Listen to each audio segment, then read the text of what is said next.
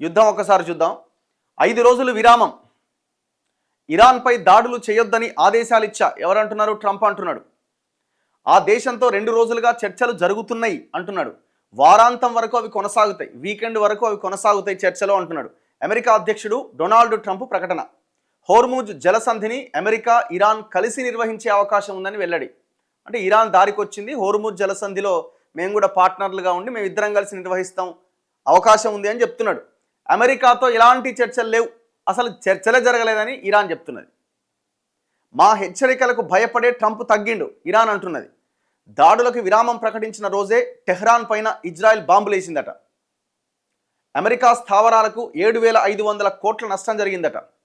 ఎక్కడ అమెరికా స్థావరాలు? పశ్చిమాసియాలో, అంటే ముఖ్యంగా గల్ఫ్ కంట్రీస్లో ఉన్న 27, 28 అమెరికా స్థావరాల మీద ఇరాన్ అటాక్ చేస్తూ వస్తున్నది. ఇజ్రాయెల్, అమెరికా కలిసి ఇరాన్ మీద అటాక్ చేసినప్పుడు సో దానివల్ల 7,500 కోట్ల నష్టం అమెరికాకు జరిగిందట.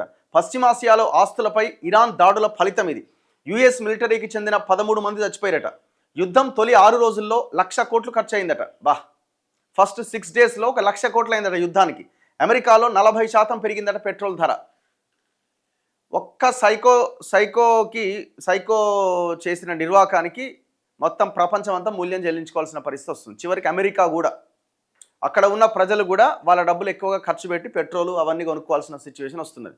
అయితే ఏమంటున్నానంటే, నిన్న యుద్ధం ఆపేసిన నేను, యుద్ధం 5 రోజులకు బ్రేక్ దొరికింది, 5 రోజులు విరామం అని ఈయన అంటున్నాడు. ఇరాన్ అంటున్నది, ఎవడు చెప్పిండి నీకు, ఎవరితో మాట్లాడినావు, ఎక్కడి కథ ఇదని వాళ్ళు అంటున్నారు.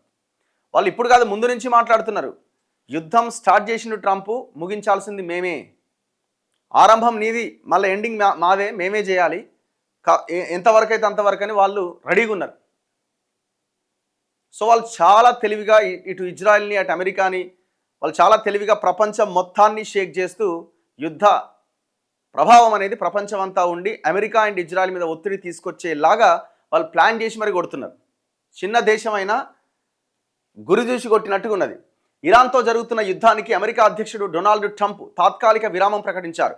ఇరాన్తో గత 2 రోజులుగా చర్చలు జరుగుతున్నాయని, అందువల్లే వచ్చే 5 రోజుల పాటు ఆ దేశంపై దాడులు చేయవద్దని తన బలగాలకు ఆదేశాలు ఇచ్చినట్టుగా సోమవారం సోషల్ మీడియా ద్వారా ప్రకటించారు. మధ్య ఆసియాలో శత్రుత్వానికి పూర్తిగా పరిష్కారం కనుగొనేందుకు అమెరికా, ఇరాన్ మధ్య 2 రోజులుగా నిర్మాణాత్మకమైన ఫలవంతమైన చర్చలు జరుగుతున్నాయి. వారం రోజుల పాటు ఈ చర్చలు విస్తృతంగా కొనసాగేందుకు వీలుగా ఇరాన్ విద్యుత్ కేంద్రాలపై వచ్చే 5 రోజుల పాటుగా ఎలాంటి దాడులు చేయరాదని యుద్ధ శాఖను ఆదేశించా. చర్చలు విజయవంతం కావడానికే ఈ ఆదేశాలు ఇచ్చాను అని ట్రూత్ సోషల్లో ట్రంప్ పేర్కొన్నారు. విషయం ఏంటంటే, ఈయన ఎప్పుడైతే ఇరాన్కి సంబంధించిన చమురు క్షేత్రాల మీద ఇజ్రాయెల్ అటాక్ చేసిందో, ఇమీడియట్ తెల్లారి ఖతార్ ఆ ఏరియాల్లో ఉన్న ప్రపంచంలోనే అతిపెద్ద గ్యాస్ క్షేత్రం మీద ఇరాన్ అటాక్ చేసింది. దెబ్బకే ఇంకెక్కడ కూడా మనం చమురు క్షేత్రాల మీద దాడి చేయొద్దని ఇజ్రాయెల్ సైన్యానికి, అమెరికా సైన్యానికి చెప్పిండు. సో ఎందుకంటే ఇంకా వరస్ట్గా సిచ్యువేషన్ మారే అవకాశం ఉంది. ఇరాన్ కనుక గల్ఫ్ కంట్రీస్లో ఉన్న చమురు కేంద్రాల మీద అటాక్ చేస్తే అప్పుడే వెనక్కి తగ్గిండు, కొత్తగా ఏం లేదు. 48 గంటల్లోగా హోర్ముజ్ జలసంధిని పూర్తిగా తెరవకపోతే ఇరాన్లోని విద్యుత్ మౌలిక వసతులను పూర్తిగా ధ్వంసం చేస్తామని హెచ్చరించిన 24 గంటల్లోనే ట్రంప్ యుద్ధ విరామ ప్రకటన చేయడం గమనార్హం. మొన్న ఏమన్నాడు? హోర్ముజ్ జలసంధిలో మొత్తం భూతల దాడులు చేయబోతున్నాం, మొత్తం ఆ ప్రాంతాన్నంతా మేము కైవసం చేసుకోబోతున్నాం, ప్రపంచ దేశాలు ఎవరెవరైతే ఎఫెక్ట్ అవుతున్నాయో ఆ ప్రపంచ దేశాలన్నీ కూడా మీ యుద్ధ నౌకలని ఆ హోర్ముజ్ జలసంధికి తీసుకురావాలి అని పెద్ద పెద్ద స్టేట్మెంట్స్ ఇచ్చిండు. స్టేట్మెంట్ ఇచ్చిన 24 గంటలు కూడా కాలేదు, యుద్ధాన్ని ఆపేస్తున్నాం మేము, 5 రోజుల పాటు బ్రేక్ అని ప్రకటించిండు. అయితే త్వరలోనే ఇరాన్తో కీలక ఒప్పందం కుదురుతుందని ట్రంప్ తెలిపారు.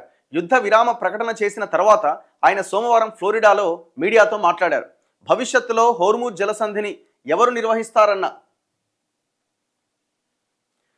నిర్వహిస్తారన్న ప్రశ్నకు నేనే కావచ్చు, అయతొల్లా నేను కలిసి నిర్వహించవచ్చు అని బదులిచ్చారు. 2 దేశాల మధ్య ఒప్పందం కుదిరిన వెంటనే చమురు ధరలు అమాంతం దిగివస్తాయని చెప్పారు.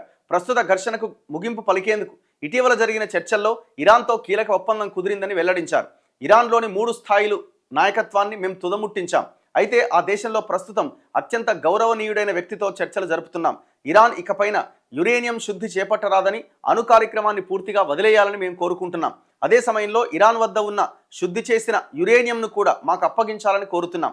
చర్చల్లో వైట్ హౌస్ మధ్య ఆసియా రాయబారి స్టీవ్ విట్కాఫ్, నా అల్లుడు జారెడ్ కుష్నర్ పాల్గొంటున్నారు అని ట్రంప్ తెలిపారు.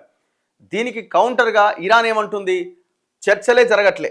ట్రంప్ ప్రకటనను ఇరాన్ ఖండించింది. అమెరికాతో ఎలాంటి చర్చలు జరగట్లేదని ఆ దేశ అధికారులను ఉటంకిస్తూ ఇరాన్ మీడియా సంస్థ టాస్మిన్ న్యూస్ సోమవారం ప్రకటించింది. భయంతోనే ట్రంప్ వెనక్కు తగ్గారని ఎద్దేవా చేసింది. ఇరాన్ విద్యుత్ సంస్థలపై దాడులు చేస్తామన్న ట్రంప్ హెచ్చరికలకు ఇరాన్ గట్టిగా బదులిచ్చింది. ఎట్లా బదులిచ్చింది? ఆ ఖతార్ ఆ ఏరియాలో ఉన్న గ్యాస్ క్షేత్రాల మీద అటాక్ చేసింది.